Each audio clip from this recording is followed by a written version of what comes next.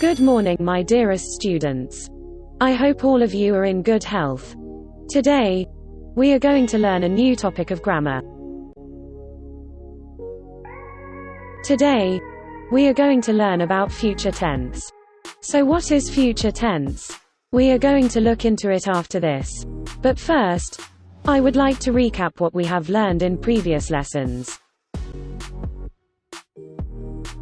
In previous lessons, we have learned about past tense and present tense. Past tense is used to talk about what has happened in the past. Present tense is used to talk about what is happening right now, currently happening, or repeatedly happened. While future tense is used to talk about things that have not happened yet, or will happen in the future. Before we learn about future tense, let's recap about past tense. Past tense is a tense describing, or expressing, actions or things that have happened in the past. It describes actions and things such as, what you have eaten yesterday, where did you go last week, what did you do few days ago. In past tense, we have regular verbs. Regular verbs are verbs that you must add ed at the end of the verb to make it a past tense. For example, in the first sentence, my mother called me yesterday. This sentence shows that the action of the mother called that have happened yesterday. In the sentence, the verb called comes from the verb call. In past tense form, we must add ed at the end of the verb, therefore it becomes called. Same goes to the next example. We played football last week. The played comes from the verb play. In past tense form, it will become played. And then, we also have irregular verbs. Irregular verbs are verbs that have a different form when it comes to past tense.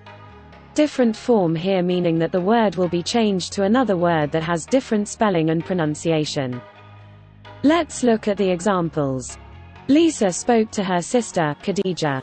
The verb spoke comes from the verb speak, however you cannot say speak ed. Therefore, speak is one of the irregular verbs. Changing it into past tense will make speak become spoke.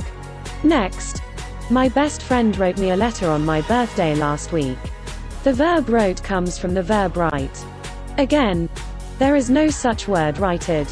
Therefore, the past tense form of write is wrote, because write is also an irregular verb. Now, let's recall what is present tense. Present tense is a tense describing action, or things, that happened at present, currently going on, or habitually performed. Habitually performed means that it is repeatedly done or happened. How often you do. In present tense, we didn't change the verb. We don't have to add ed as well. We take the word directly. For example, my parents work very hard. The verb is work. You don't have to change it. Let's look at the second sentence. Sarah cooks very well. In this sentence, the verb cooks comes from the verb cook. In this sentence, Sarah is a third person singular subject. Therefore, in the verb, we must add an s. Future tense is a tense expressing actions that have not yet happened or things and situation that does not yet exist. We use future tense to talk about our future plans, what we will do, what we want to do, what we wish to do and what will happen. In future tense, we use will and be going to express and describe actions or situations in the future. We use will to talk about what we think will happen in the future, and what we want to do in the future. Different to be going to, we use be going to when we want to talk about what we have planned to do. The first example, he will come to New York tomorrow. This sentence explains that someone decides on what he wants to do, which to come to New York tomorrow. Second example, the author will publish his book next week. This sentence shows that the author will publish his book on next week. It shows the person has decided on what will happen in the future. The last example, I will go to bed till 10 o'clock. This sentence shows that he or she will go to sleep at 10 o'clock. It expresses on what the person wants to do. Next is be going to. In future tense, be going to is a combination of verb to be and going to. Verb to be consists of is, are, and am, and combined with going to. We use be going to when we want to talk about something we have planned. Let's look at the examples. The first sentence, she is going to watch television later.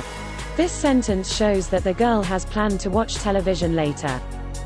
Secondly, I am going to buy a new badminton racket. The sentence shows that the person has planned to buy a new racket. Lastly, they are going to a swimming center. This sentence explains that those people have planned to go to the swimming center. Before we end our lesson, let's just recap what we have learned today. Today, we have learned about future tense. In future tense, we use will to talk about what we think will happen in the future, and what we want to do in the future. We use be going to when we have planned to do something. With that, we have come to the end of the lesson. Thank you for listening. Don't forget to complete Task 20 and Task 21. I will see you again next week. Goodbye and take care.